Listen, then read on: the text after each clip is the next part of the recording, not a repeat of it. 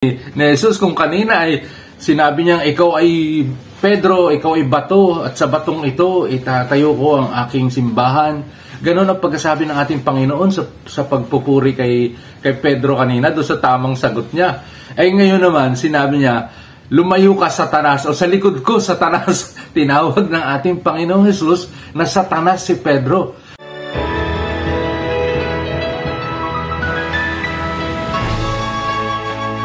Pumunta si Jesus sa may dakong Cesarea ni Filipo. Tinanong niya ang kanyang mga alagad, ano ang anak ng tao para sa mga tao? Sino ako para sa kanila? May nagsasabi pong si Juan Bautista kayo.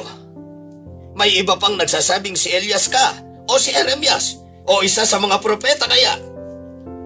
Ngunit sino ako para sa inyo? At sumagot si Simon Pedro, ikaw ang Mesias, ang anak ng Diyos na buhay. Mapalad ka, Simon Bar-Jonas. Hindi nga laman at dugo ang nagbunyag sa iyo nito, kundi ang aking amang nasa langit. At ngayon sinasabi ko sa iyo, ikaw si Pedro. At sa batong ito ko itatayo ang aking iglesia, at hinding-hindi ito madadaig ng kapangyarihan ng kamatayan. Ibibigay ko sa iyo ang mga susi ng kaharian ng langit. Ang itali mo dito sa lupa ay itatali rin sa langit, at ang kalagan mo dito sa lupa ay kakalagan din sa langit. At inutusan niya ang kanyang mga alagad na huwag sabihin kanino man na siya ang Mesayas. Mula sa araw na iyon, ipinaalam ni Hesukristo sa kanyang mga alagad na kailangan siyang pumunta sa Jerusalem. Pahihirapan siya ng mga matatanda ng mga Hudyo, ng mga punong pare at ng mga guro ng batas. Papatayin siya at muling babangon sa ikatlong araw. Dinala naman siya ni Pedro sa isang tabi at sinimulang pagsabihan, huwag sana, Panginoon. Hindi ito pwede. Ngunit hinarap ni Jesus si Pedro at sinabi sa kanya, sa likod ko, Satanas, at baka mo pa ako tisurin. Hindi sa Diyos galing ang iyong iniisip, kundi mula sa tao.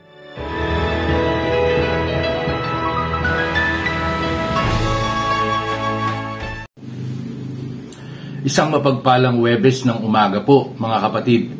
At nadinig natin sa banal na ebanghelyo ngayon na tinatanong ng ating Panginoon kung sino siya sa mga tao. Ang tinatanong po ay yung mga alagad.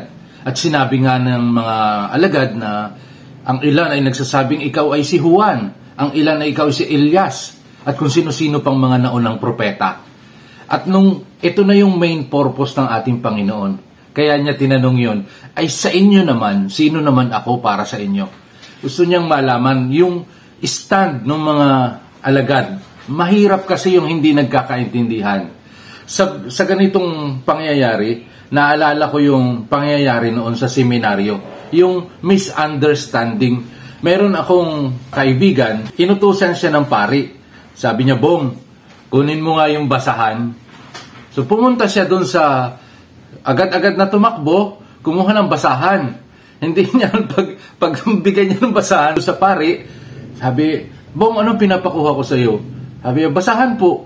Sabi, basahan, hindi basahan. So, ang pinapakuha sa kanya ay yung ambo, yung lectern, yun pala. So, hindi nagkakaunawaan, agad-agad na tumatalima. Kaya ang purpose ng ating Panginoon, kailangan niyang masiguro na nagkakaunawaan sila ng kanyang mga alagad.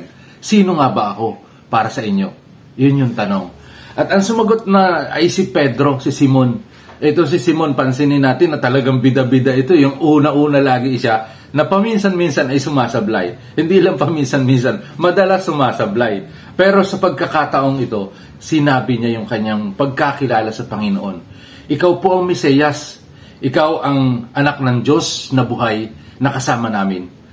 At natuwa ang ating Panginoon at narinig natin sa Ebanghelyo, hindi ipinahayag ito sa iyo ng sinuman, kundi ang Ama. So proud na proud si Simon. Pero bago matapos ang araw na iyon, ipinahayag na ng Panginoon na siya ay papahirapan ng mga tao at mamamatay at sa ikatlong araw ay muling mabubuhay. Dito na hindi na nagkasundo silang dalawa. At hinila inilayo ni Simon Pedro ang ating Panginoon, baka nga naman marinig ng ibang tao yung sasabihin niya. So, sa imagination ko, yung pangyayari, para bang, halika po muna dito, excuse me muna, dito muna tayo, may sasabihin ako. Sinabi ni Pedro na mapapahama ka doon, at kung ano pang sinabi na dinidiscourage niya na mamamatay ka doon. Ito yung sinabi ni Jesus, kung kanina ay sinabi niya, ikaw ay Pedro, ikaw ay bato, at sa batong ito, itatayo ko ang aking simbahan. Ganon ang pagkasabi ng ating Panginoon sa pagpupuri kay Pedro kanina, doon sa tamang sagot niya. Ay ngayon naman, sinabi niya, lumayo ka Satanas, o sa likod ko Satanas. Tinawag ng ating Panginoong Jesus na Satanas si Pedro, dahil ang sinasabi mo ay sa kaisipan ng tao. Mga kapatid, madalas tayo nagre-rely sa ating sariling kaisipan. Hindi talaga natin pa masyadong kilala ang ating Panginoon. Salamat kung alam na natin, kilala na natin. Pero kung ang pagkakilala natin ay ayon lamang sa ating pag-aakala, ito ay kaisipan ng tao. Mas magandang lahat ng ating pagkaunawa ay ipapasaalang-alang natin lahat sa banal na Espiritu. Dahil kahit kailan, hindi tayo ililigaw ng banal na Espiritu.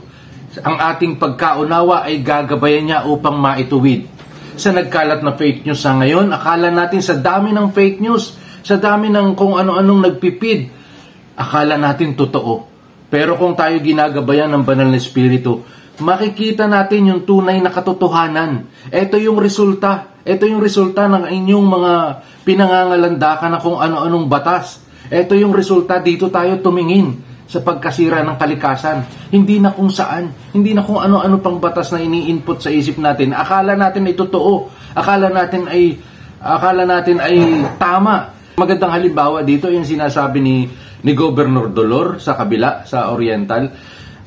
Papalagyan daw ng seawall, pero kailangan ituloy ang dredging dahil yung pondo ay manggagaling doon sa pagdidredge, doon sa ibabayad ng dredging. Kahit gaano kataas yung seawall na yan, kung tuloy-tuloy yung dredging na yun, iguguho pa rin ito. Sa unang tingin parang tama, oo nga, wala nga palang pondo ang aming bayan, kailangan ituloy para doon makakuha ng pondo. Pero papaano na kung tuloy-tuloy nga yun, tuloy-tuloy din yung paghugot ng buhangin sa pangpang, maguguho din yung wall na yun na tinayo. Mga kapatid, dito tayo sa resulta, dito tayo sa nangyayari, huwag sa kung saan sa mga theory.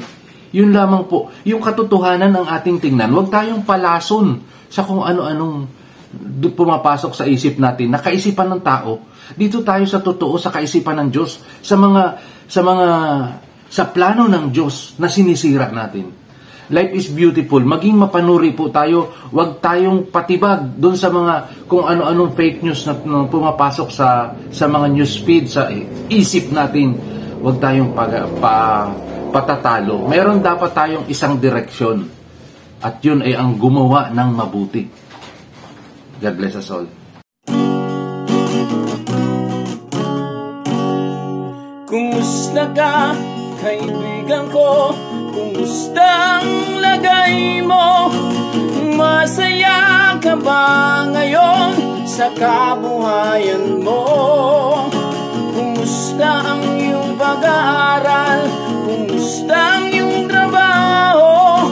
Di layat na abala sa karera mo dito sa mundo. Huwag mo sanang kalimutan ang Diyos natin na namatay para sa'yo at para sa akin. Jesus ang kanyang pangalan, niligtas ka sa kamatayan. Tunay siyang nagmamahal sa'yo, kaibigan ko. Kumusta ka, kaibigan ko? Kumusta ang lagay mo? Masaya ka ba ngayon sa kabuhayan mo? Kumusta ang iyong pag-aaral? Kumusta ang iyong trabaho? Di layat na abala sa karera mo dito sa mundo. Huwag mo sanang kalimutan ang Diyos natin namatay para sa'yo at para sa akin. Jesus ang kanyang pangalan, niligtas ka sa kamatayan. Tunay siyang nagmamahal sa'yo, kaibigan ko. Tunay siyang nagmamahal, si Jesus ay nagmamahal. Ang Diyos natin ay nagmamahal sa'yo, kaibigan ko.